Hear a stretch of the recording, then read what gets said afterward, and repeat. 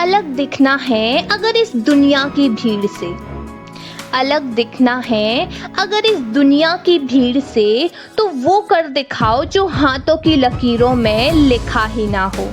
आदाब, नमस्कार, सत श्री अकाल दोस्तों, दिस इज आरजे अमायका और आप सुन रहे हैं दी अमायका शो।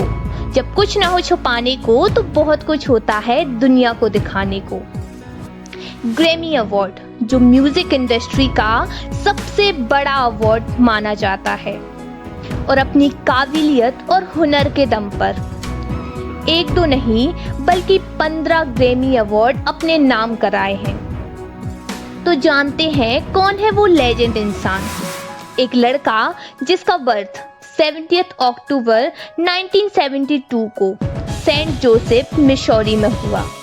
जब इनका जन्म हुआ तब इनकी माँ केवल 17 साल की थी और 72 घंटों के स्ट्रगल के बाद ये पैदा हुए। इन्होंने कभी भी अपने फादर को नहीं देखा। जब ये महज 6 महीने के थे तो इनके फादर इन्हें और इनकी माँ को छोड़कर चले गए थे और दूसरी शादी कर ली, और इस तरह से इनकी देखभाल इनकी माँ ने ही की। फाइनेंशियल कंडीशन बहुत बेकार चल रही थी और इसी के लिए वह एक शहर से दूसरे शहर भटकते रहे ताकि उनकी माँ को कोई परमानेंट जॉब मिल सके। और इसी रीजन की वजह से इन्हें बहुत सी स्कूल भी चेंज करनी पड़ी और कोई इनका अच्छा दोस्त नहीं बन सका जिससे कि वो अपने दिल की बातें उससे शेयर कर सके। हम सबकी लाइफ में कोई ना कोई ऐसा इंसान मिलता ही है जिसे हम अपनी सारी बातें बता सकें, फिर चाहे वह पेरेंट्स हो, फ्रेंड्स हो या फिर लाइफ पार्टनर हो। ये हमेशा से अपनी माँ से अपने फादर के बारे में पूछते थे। इस बच्चे को भी अपने फादर से मिलना था, इसलिए वह हमेशा उन्हें लेटर लिखते थे और इनके फादर बिना पढ़े ही सारे लेटर सेंडर्स एड्रेस में वापस भेज देते। ये एक टाइम बाद डेट्रॉइट मिशिगन शहर आकर बस गए, जहां पर मोस्टली ब्लैक अफ्रीकन लोग रहते थे।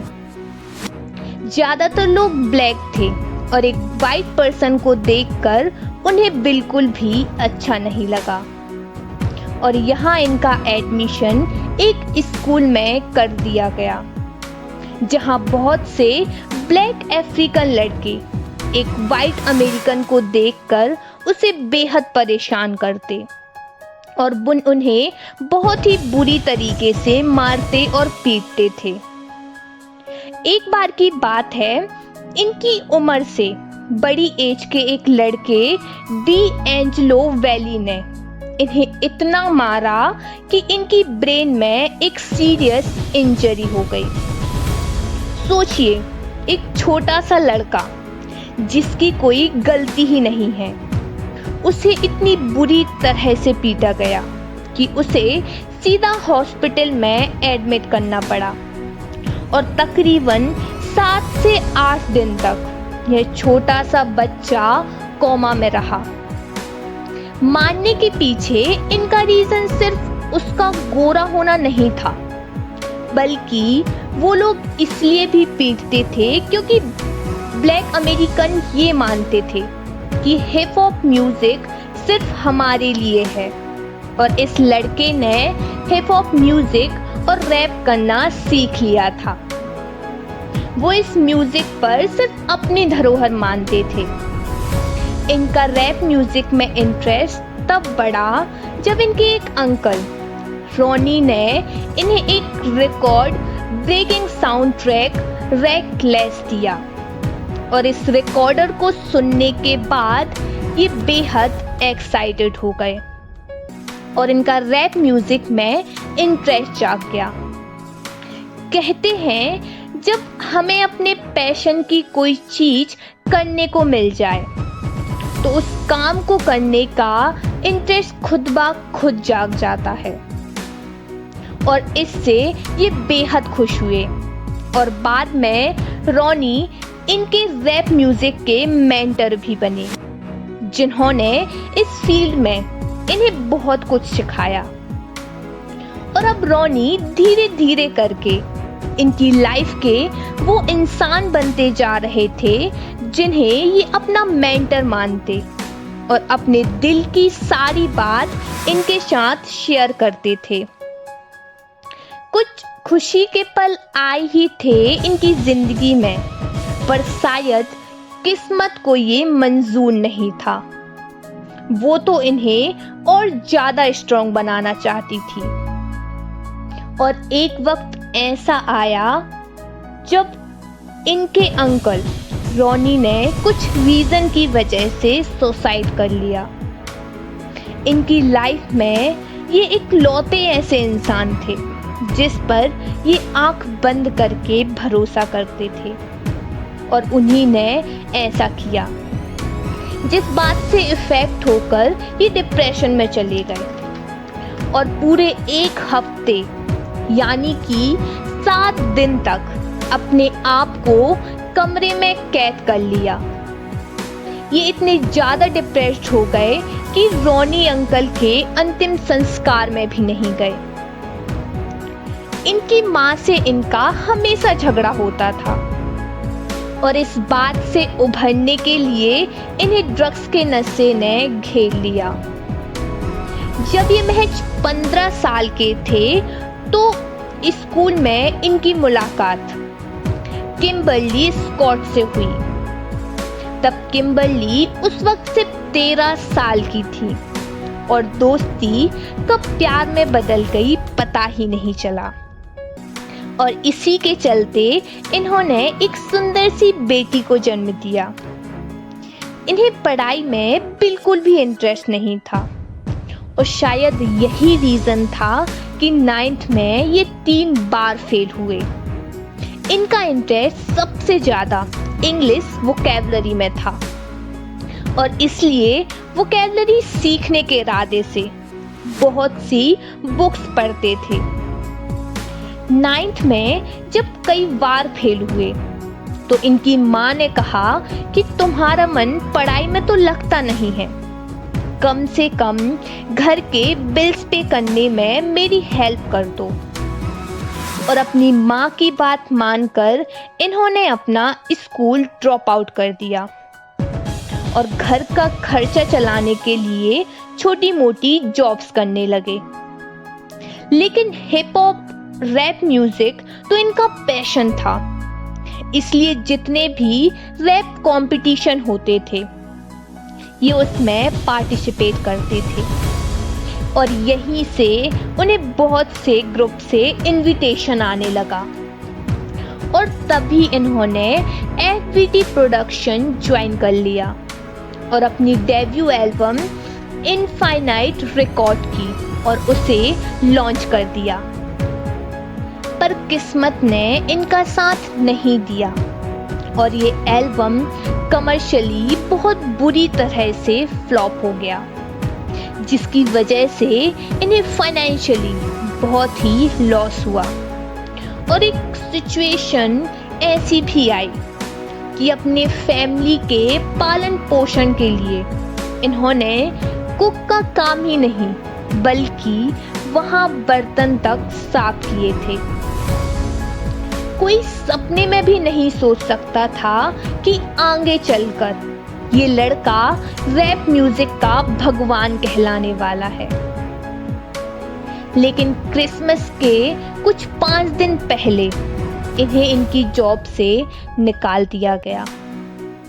क्रिसमस के दिन ही इनकी बेटी का बर्थडे था और इनकी पॉकेट में सिर्फ $40 थे। अपने एल्बम के फ्लॉप होने और जॉब से निकाले जाने के बाद ये बुरी तरह से टूट चुके थे और तभी इन्होंने सुसाइड करने का निश्चय बना लिया। पर इनकी लक की वजह से इनकी जान बच गई और 1997 में लॉस एंजल में रैप का ओलंपिक हुआ।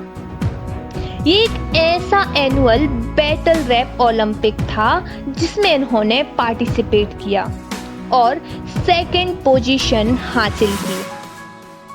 रैप ओलंपिक स्टाफ ने इनके बनाए हुए एल्बम की copy hip hop rap music के मशहूर प्रोड्यूसर डॉक्टर ड्रे को भेजी।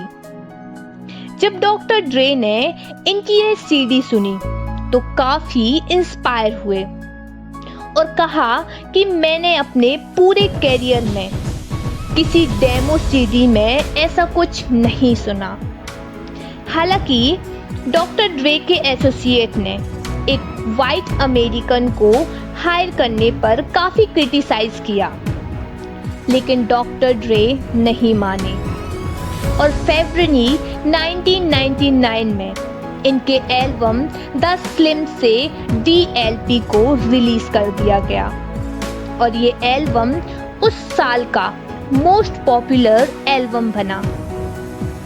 और अब इनकी किस्मत ने टर्निंग पॉइंट ले लिया था, जिसके बाद इन्होंने कभी पीछे मुड़कर नहीं देखा और इन्होंने अपने बचपन की मेमोरीज पर एक सॉन्ग ब्रेन डैमेज रैप किया और इनका एक एल्बम आया मार्शल मेथल LP, जिसने एक हफ्ते में तकरीबन 1,76,000 कॉपी सोल्ड की। इनकी लाइफ पर 8 माइल मूवीज भी बनाई गई है, जिस पर इन्होंने खुद ही एक्टिंग की है। इस मूवी का एक थीम सॉन्ग लूज योरसेल्फ ने 2003 में बेस्ट ओरिजिनल सॉन्ग का एकेडमी अवार्ड यानी कि ऑस्कर अवार्ड जीता है। क्या आप जानते हैं ये कौन है? हर सिंगर का ड्रीम होता है कि वो कभी ग्रैमी अवार्ड जीते और ये 1-2 नहीं बल्कि 15 ग्रैमी अवार्ड जीतने वाले the one and only Marshall Bruce Mathers, जिन्हें आज पूरी दुनिया एमिनम के नाम से जानती है। लूज योरसेल्फ सॉन्ग ने 2 ग्रैमी अवार्ड जीते और आज तक यह अवार्ड किसी भी रैपर्स को नहीं मिला है। ये अपने काम को लेकर इतने पैशनेट हैं कि दिन भर में 18 से 20 घंटे काम करते हैं और इनके सॉन्ग रैप गॉड में 1560 वर्ड हैं, जो कि सिर्फ 6 मिनट का सॉन्ग है। इस अमेजिंग सॉन्ग ने गिनीज वर्ल्ड रिकॉर्ड में अपना नाम दर्ज कराया है। इस सॉन्ग में तकरीबन 4.28 वर्ड्स पर सेकंड बोले गए हैं। ये सबसे ज्यादा हिट एल्बम देने वाले सोलो आर्टिस्ट बन चुके हैं और आज पूरी दुनिया इन्हें हिप हॉप रैप के भगवान के नाम से जानती है। आज इनके पास 11 गिनीज वर्ल्ड रिकॉर्ड और एक ऑस्कर रिकॉर्ड है और आज इनकी नेटवर्थ तकरीबन $210 मिलियन है। तो ये है लेजेंड इंसान एमिनम। इसी के साथ मैं आपसे अलविदा लेती हूँ। खुश रहिए, अपना ख्याल रखिए और फिर मिलती हूँ किसी नेक्स्ट स्टोरी के साथ। शुक्रिया।